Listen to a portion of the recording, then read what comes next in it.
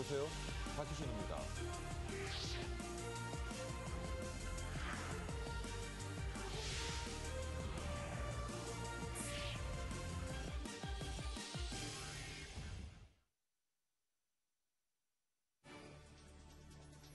머니24 헤드라인입니다.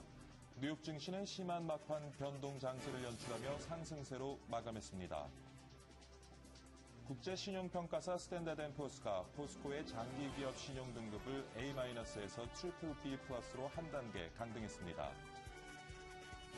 그리스의 지난해 재정적자와 공공부문 부채 비율이 예상보다 증가한 것으로 나타났습니다. 마리아노 라우이 스페인 총리가 이끄는 국민당이 정치적 텃밭인 갈리시아주 지방의회 선거에서 승리했습니다. 유럽연합 집행위원회는 한국 자동차 수입에 대해 우선 감시 조치를 취해달라는 프랑스 정부의 요청을 기각했습니다. 환경 플랜트 전문업체 한라산업개발이 1차 부도에 이어 기획 회생 절차 법정 관리를 신청했습니다.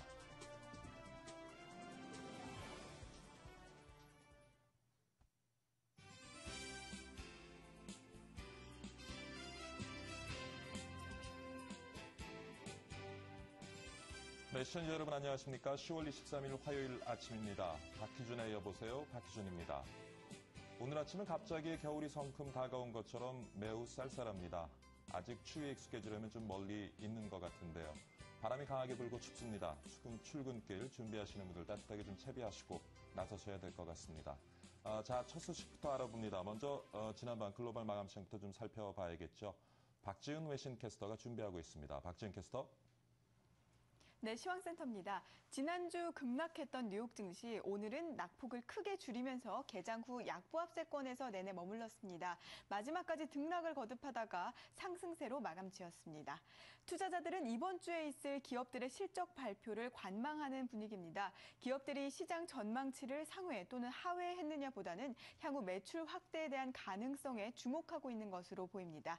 자세한 지수 확인해 보겠습니다. 다우지수 강보합권에서 마감이 됐습니다. 13,345 나타냈습니다. 나스닥지수 0.38% 소폭 오르면서 3,016.96 기록했습니다. S&P 500지수 역시 빨간불 켜면서 1,433.81로 장을 마감지었습니다.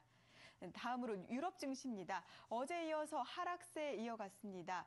일본의 수출이 급감하면서 세계 경기 침체에 대한 우려가 커졌고 이는 유럽 증시에 악재로 작용했습니다.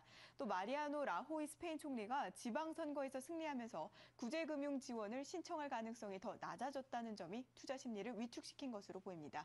유럽 증시 자세히 살펴보겠습니다. 영국 FTSE 지수 0.22% 소폭 내려가면서 5,882 기록했습니다. 독일 닥스지수 0.71% 52포인트 하락하면서 7,328. 프랑스 까크지수 역시 파란불 켰습니다. 0.61% 빠지면서 3,483으로 장을 마감지었습니다. 네, 마지막으로 아시아 주요국 증시입니다. 아시아 증시 대부분이 장중 내내 등락을 거듭하다가 장 막바지에 들어서 반등에 성공했습니다. 일본 정부가 부진한 수출 경기를 살리기 위해서 추가 부양책을 내놓을 것이라는 기대감이 일본 증시의 호재로 작용이 됐습니다. 중국 증시도 역시 다음 달에 예정돼 있는 지도부 교체에 앞서서 정부가 부양책을 내놓을 것이라는 기대감에 일제히 상승하는 모습이었습니다.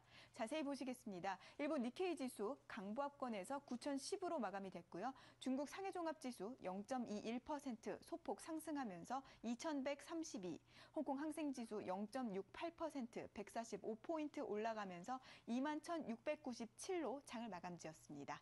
네, 지금까지 시황센터였습니다. 네, 박지은 외신캐스터와 함께 글로벌 마감 시장 살펴봤고요. 이번에는 머니국의 서한한 기자 전화 연결해서 관련 내용을 자세히 한번 분석해 보도록 하겠습니다. 서한한 기자. 네, 미국 증시는 0.1에서 0.7%대의 소폭 하락세를 기록하며 장을 시작했으나 낙폭을 줄이며 상승 마감에 성공했습니다. 기업 매출을 압박하는 글로벌 성장 둔화에 대한 우려로 장 중반 이후까지 약세가 계속됐습니다. 그러나 애플이 근 5개월 내 최고 성적을 올리며 기술주 전반에 상승 동력을 제공한 데 힘입어 장 막판 낙폭을 털어내고 상방 영역에 진입을 성공했습니다. 한편 미국 서부 텍사스산 경질유 선물가 역시 월요일 뉴욕 시장에서 하락세를 보였습니다. 뉴욕 상업거래소에서 이날 만기된 WTI 11월물은 1.32달러, 1.47% 하락한 배럴당 88.73달러의 거래를 마쳤습니다. 글로벌 경제 회복세 둔화 우려와 북해 지역 생산 재개, 미국과 캐나다 간의 파이프라인 송유 재개 재료가 중동 지역에 고조된 긴장감에 따른 공급 차질을 압도하며 유가를 압박하는 모습이었습니다. 중장비 제조업체인 캐터필라의 실망스러운 실적 발표 내용과 일본의 9월 수출 급감세에 따른 글로벌 경제회복 둔화 우려감이 다시 시장을 지배한 것도 초반 증시와 원유가의 하락세를 이끌었습니다. 캐터필러는 특히 글로벌 경제가 예상보다 빠른 속도로 둔화되고 있다며 올해 연간 매출과 순이익 전망을 하향 조정해 시장에 부담을 줬습니다. 반면 금 가격은 소폭 상승하며 거래를 마쳤습니다. 21일 뉴욕 상호거래소에서 12월물 금 가격은 지난 주말보다 온스당 2.3달러, 0.1% 오른 1726.3달러에 마감됐습니다. 금 가격은 사흘 만에 처음 상승했는데요. 뉴욕 애널리스트들은 저가 매수세가 유입돼 금 가격이 상승했다면서 그러나 오는 23일과 24일 FOMC 정례 회의를 앞두고 있어 금 가격이 박스권을 벗어나지 못했다고 설명했습니다. 이들은 중앙은행의 초저금리 정책과 재정절벽 가능성, 중동 지역의 불안정, 유로존 경제 위기 등이 금 가격 상승을 견인할 재료들이라며 이로 인해서 금 가격이 올해 말에는 1,850달러까지 상승하고 내년 중반에는 2,000달러까지 오를 것이라고 내다봤습니다. 한편 유럽 증시는 22일 스페인 집권당의 지방정부 선거 승리라는 호재에도 불구하고 바스크 지방정부의 분리독립 가능성에 따른 우려가 교차해 하락했습니다. 범유럽 스톡스 600 지수는 지난 주말보다 0.41% 낮아진 272.95에 마감됐습니다. 유럽 애널리스트들은 미국 캐터필러 등 대형주들의 실막 전망이 밝지 않은 데다가 스페인이 전날 치른 지방선거에서 절반의 승리만을 거둔 데 따른 불확실성으로 유럽 증시가 약세를 보였다고 설명했습니다. 그러나 마리아노 라호이 스페인 총리는 전날 갈리시아주 선거에서 집권 국민당이 다수당을 이어가게 됨에 따라 전면적 구제금융 가능성을 높였습니다. 지금까지 머니국에서 전해드렸습니다.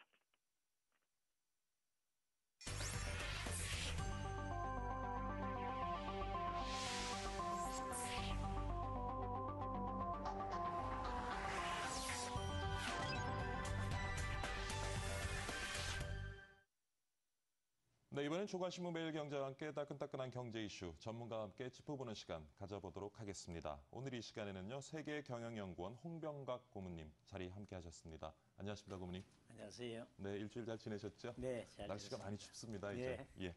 자, 오늘 삼면 기사인데요. 한국 성장률에 대한, 경제 성장률에 대한 기사가 나왔는데 지금 3분기 경제 성장률이 1.8%라는 네. 기사가 실렸습니다. 네. 좀 살펴봐 주시죠. 세계적으로 지금 미국을 위시해서 네. 저성장 시대에 들어갔고 또 유럽이 지금 EU가 지금 저성장 시대에 들어갔고 네. 그래서 이게 미국에서는 이런 현상을 가지고 뉴 노멀 새로운 그 노멀이라 해서 이제는 우리가 재조정해야 된다. 네. 저성장 시대에 조정을 마쳐야 된다. 그런 얘기가 이미 오래전부터 나와 있었는데 한국은 GNP 50%가 수출이거든요. 네. 그러니까 이 영향 안 받는다면 거짓말이죠, 사실은. 그렇죠. 예. 네. 그래서 이런 현상이 지금 우리한테도 오지 않았나 생각을 합니다. 지금 분기 성장률이 사실 1%대로 떨어진 것은 지금 3년 만이라고 하는데요. 네. 우리 경기가 좀 안 좋긴 안 좋은 거 봅니다. 그렇죠. 뭐 수출이 결국 타격이 크니까. 네. 그래서 저는 이제 한국도 새로운 경제 모델을 찾아야 되지 않겠느냐. 그러니까 이제는 더 이상 고성장은 좀 불가능하다고 보시는 건죠? 불가능하고 또 여기서 더 떨어지지 않기 위해서는 네. 새로운 모델을 찾아야 되지 않느냐. 음. 수출에 있어서도 새로운 모델을 찾아야 되지 않느냐. 그런 생각을 하네요. 사실 우리 경제의 그 수출이 차지하는 비중이 무척 크고요. 따라서 네. 이제 글로벌 경기가 좋지 않다 보니까 우리 국내 경기도 많이 영향을 받는 것 같은데 네. 사실 좀 내수를 키우면 좋은데 내수 부분은 어떻게 보시는지요? 내수도 지금 문제 아닙니까? 네. 내수의 그걸 이제 끌고 있는 것이 제일 큰 게 주택 시장이거든요. 근데 뭐 유럽도 그렇고 미국도 그렇고 일본도 그렇고 네. 지금 중국도 시장이 좋지 않거든요. 그러니까 한국도 지금 부동산이 잡고 있고 또 가계부채가 지금 그렇기 때문에 그게 올라가 있고 네. 그래서 내수가 이제 살아난다는 게 좀 어려운 형편이죠. 네. 그래서 요즘 신문에 봤더니 리버스 모게지라는 걸 정부에서 승인을 했더군요. 예. 그러니까 그렇게 해서 이제 소비 진작을 좀 시켜본다 하는 그런 의도가 있는 것 같은데 그것도 이제 내수 진작도 경제 정책을 예. 구조적으로 좀 변화를 가져와야 되지 않느냐 그런 생각을 합니다. 자, 우리가 지금 사실은 국민 소득이 2만 불 정도가 네. 되는데 네. 사실 이렇게 2%대 성장도 못하고 1%대 성장을 이어간다면은 사실 선진국 진입은 좀 물 건너가는 것이 아닌가. 다시 말씀드리면 좀 소득이 이제 3만 불, 4만 불로 가기는 어렵지 않은가 하는 생각이 드는데 그 부분은 어떻게 보시는지요? 그게 유엔에서 그런 얘기를 하거든요. 예, 예. 미들 인컴 트랩. 그러니까 중산 트랩이라는 말을 하는데 그게 무슨 말인 거 아니? 개인 소득이 한 10,000불에서 20,000불 사이에서 끝쳐버려요. 더 올라가질 못한다고요. 근데 그 무게가 어디서 오느냐 하면은 20,000불 자체가 무게가 된다고요. 그만큼 우리가 올라왔으니까 그걸 유지하면서 더 성장한다는 거는 새로운 도약이 있어야 돼요. 지금까지 해오던 거는 안 된다고요. 그러니까 패러다임이 바뀌어야 되는군요. 패러다임이 바뀌어야죠. 예. 그게 고민이에요. 어느 나라든지 그 고민이라고. 우리나라도 고민이지만. 자, 지금 2만 불 시대의 정체가 되어져 있는데 네. 그럼 고모님께서 보시는 그런 2만 불 시대를 조금 네. 극복을 하고 이제 3만 네. 불, 4만 불 시대로 갈 수 있는 성장 동력 어디서 좀 찾아야 될죠? 어떤 식으로 좀 패러다임을 바꿔나가야 될지. 국내 국외에서 다 찾아야겠죠. 네. 국외에서는 우선 지금까지 이제 수출. 근데 이제는 수출을 좀 뛰어넘어서 예. 이 매경에서 한 근래에 출간된 이제 그 책에서도 있듯이 이제는 중국 수출에서부터 중국에 들어가서 합작을 한다든지 하여간 그렇게 현지에 침투해야 되고 또 유럽 같은 데도 지금 기회가 좋거든요. 네. 한국이 그 국채 금리가 스페인이나 이태리보다 반이라고요, 지금. 네. 그러니까 그런 자금력을 이용해서 현지 기업의 매수라든지 그렇게 새로운 분야를 개척해야 되지 않냐 그런 생각을 합니다. 우리의 좀 경제 영토를 좀 넓혀 나가야 되겠다라는 말씀으로 좀 그렇죠. 이해도 될는죠.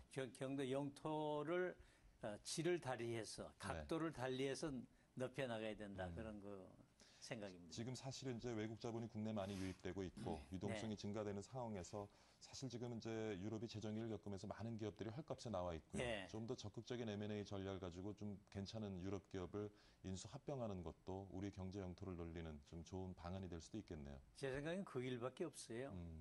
지금 뭐 그걸 생각해 본다는 게 아니라 네. 그걸 가야 돼요. 네. 지금 딴 길이 없지 않습니까? 네. 네. 자, 지금 우리가 고모님 지금 네. 성장률에 대해서 얘기를 나누고 네. 있는데요. 사실은 이제 올해 예상치가 한 3%대 성장을 네. 할 것이다. 근데 지금 1%대로 3분기는 네. 떨어져 있고요. 네. 근데 사실 우리 시청자분들도 이 성장률이 1% 떨어지는 것이 어떤 그 경제 효과를 만들어내는지 잘 체감하지 못하실 것 같은데요. 그 부분을 좀 설명해 주시죠. 그러니까 경제 성장률이 1% 떨어진다고 하는 것이 네. 우리 국민 경제에 그러니까 어떠한 국민 소득이 1% 떨어진다는 건 마찬가지거든요. 예, 예. 국민 총생산이나 국민 총소득이나 같이 가는 거니까. 예. 총수입이 1% 떨어지는데 이 1%가 가계에 미치는 영향. 예. 이것이 이제 말하자면 개인 수입에 이제 미치는 영향은 비교적 좀 느리게 오지만은 네. 고용이 오죠. 그래서 지금 한국의 젊은 청년 실업이 많지 않습니까? 예, 예. 유럽도 그렇고 미국도 그렇습니다. 그러니까 새롭게 노동시장에 나오는 젊은이들이 잡이 없는 거예요. 그러니까 그런 면에서 볼 때 상당히 사회적인 불안 요소를 증가시키는 거죠. 단실 내에 가장 직접적인 영향을 미칠 수 있는 부분이 고용 부분이라고 하면 그렇죠. 네. 그러면 이제 시청자들이 좀 더 쉽게 이해할 수 있도록 아마 경제 성장률이 예. 1% 떨어진다고 보면은 우리 사회에서 일자리가 어느 정도 줄어든다고 볼 수 글쎄, 있겠습니까? 그거 이제 그 사회마다 다르고 국가마다 다르고 예. 이제 그런데 우리나라 같이 상당히 가족적인 유대가 강한 나라는 예.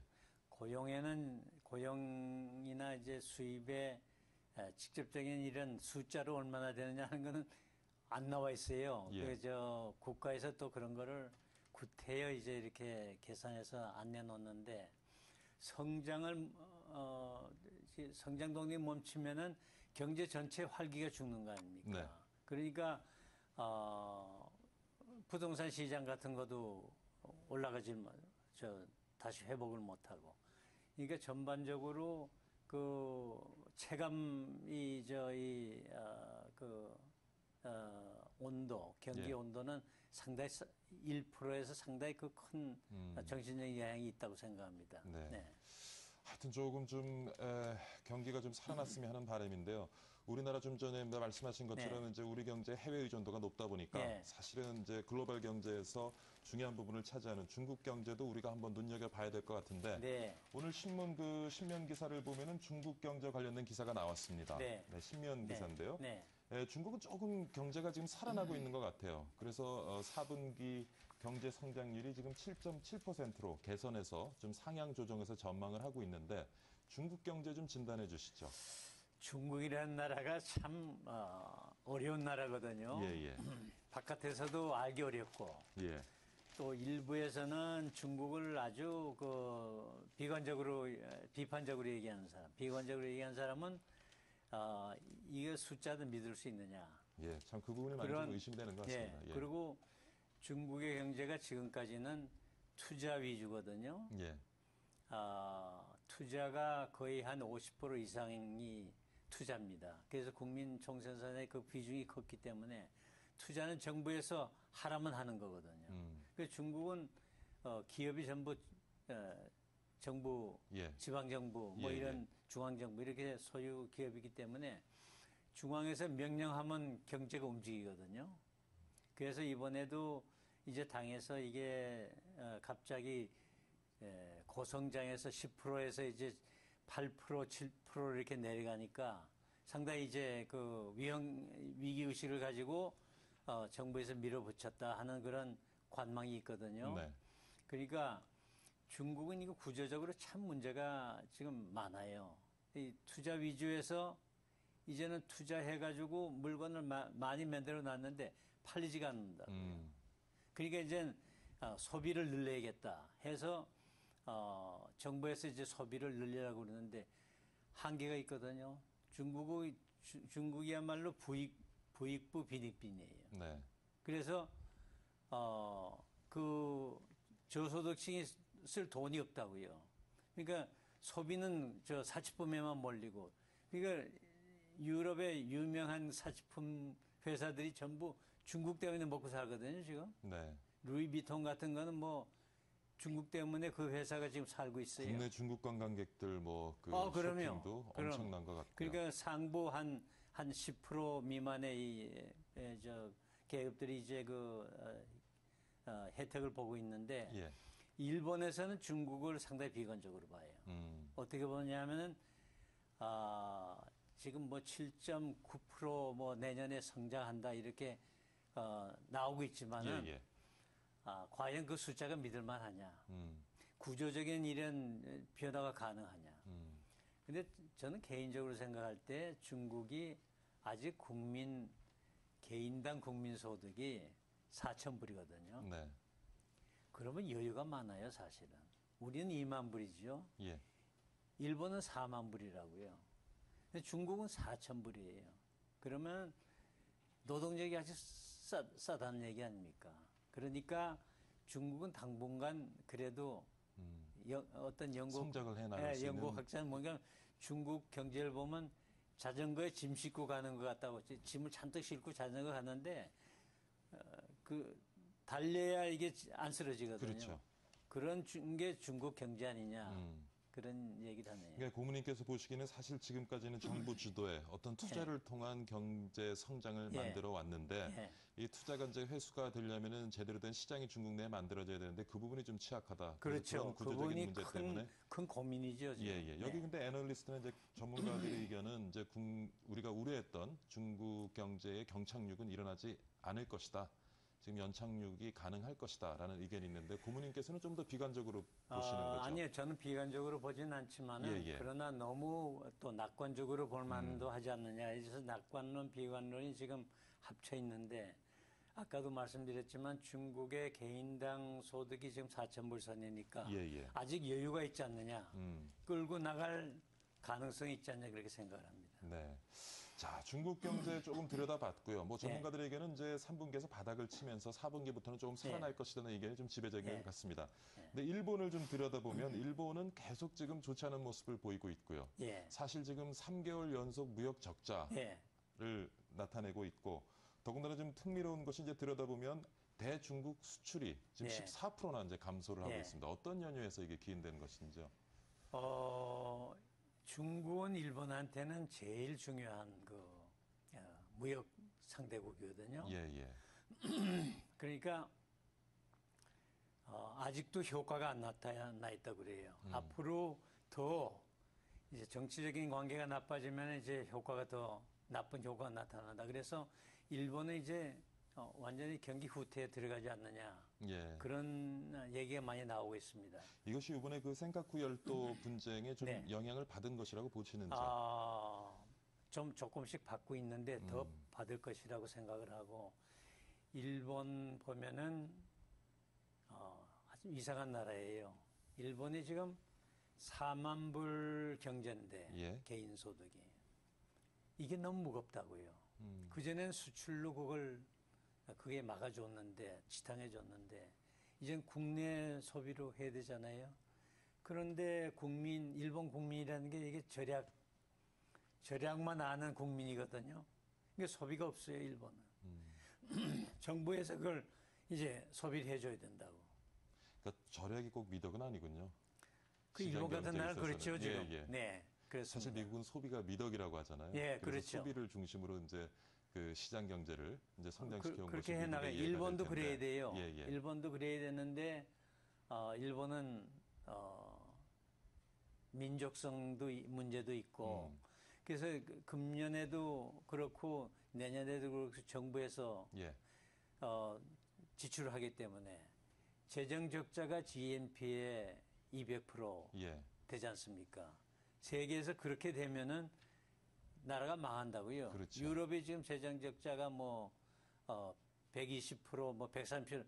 그러니까 반드가 올라가지 않습니까? 그렇죠. 금리가 올라가고 나라가 파산되는데 일본은 안 그렇거든요. 자, 일본 지금 뭐 계속 좋지 않은 모습을 보여주는데 사실 일본의 대중국 수출이 줄어들면서 우리 기업들이 좀 반사이익을 취하는 부분도 있거든요. 오늘 조간신문에 소개된 걸 보니까 특히 이제 자동차 부품 네. 부분의 대중국 수출이 줄어들면서 네. 우리나라 기업들의 중국 수출이 좀 네. 증가하는 모습을 보이는 것 같은데요. 네. 좀 이 중국의 지금 회복되는 경제 네. 그리고 일본의 계속되는 경제 침체 네. 이것과 좀 더불어서 이렇게 3국의 어떤 그렇죠. 경제 현안들을 그러니까 묶어서 좀 한번 살펴봐 주시죠. 그러니까 제가 중국을 옛날부터 많이 다니면서 느낀 게 예. 일본은 중국으로 들어가기에 자기네 수준이 너무 높고 한국이 꼭 들어가기에 좋다고요. 이 중간 지점이 있거든요, 한국이. 예, 예. 그래서 한국 제품이 물건도 가격 경쟁력도 있고 그래서 들어가기 좋은데 지금 이렇게 격차가 자꾸 중국하고 일본이 벌어지니까 한국이 들어갈 비교적 우위가 있거든요. 예. 저는 한국이 앞으로 살 길은 중국밖에 없어요. 정말 블루오션입니다, 한국에는. 그러니까 우선 봐야 될 것이 중국의 시장을 말씀하시는 시장이죠. 건가요? 예, 예. 시장도 그렇고 중국의 일인당 국민소득도 그렇고 이게 아주 비옥한 땅이에요, 한국으로서는. 그런데 그러나 중국이 자꾸 이제 자국 경제를 보호하고 기업을 보호하고 그러니까 요즘 또 많은 기업들이 또 국내로 다시 돌아오더라고요. 생산 기지를 중국에 가져갔던 기업들이. 그러니까 예. 처음에 갔던 기업은 노동 집약적인 그런 그렇죠. 시원찮은 기업들이 갔고 예.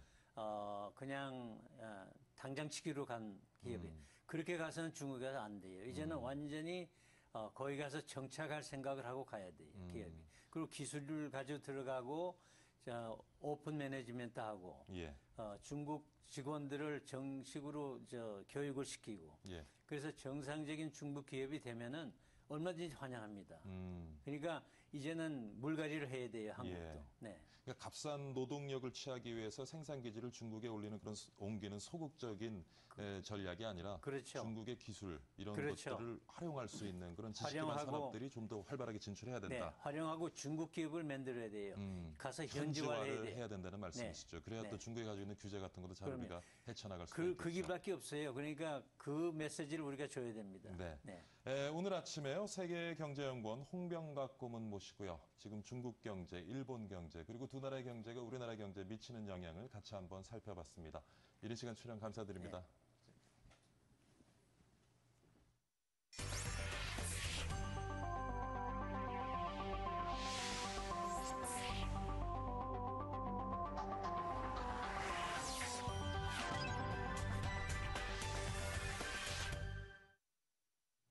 네, 박희준의 여보세요 1부 마치도록 하겠습니다. 잠시 후 2부 예고해드리죠. 그동안 갈등을 빚어온 대중소 유통업계가 소상공인과 골목상권을 보호하는 데 뜻을 모으고 공동의 협의체 마련에 나서기로 했다는 소식이 있습니다. 어떤 내용인지 자세히 한번 잠시 후 2부에서 알아보도록 하겠습니다. 잠시 후에 뵙겠습니다. 감사합니다.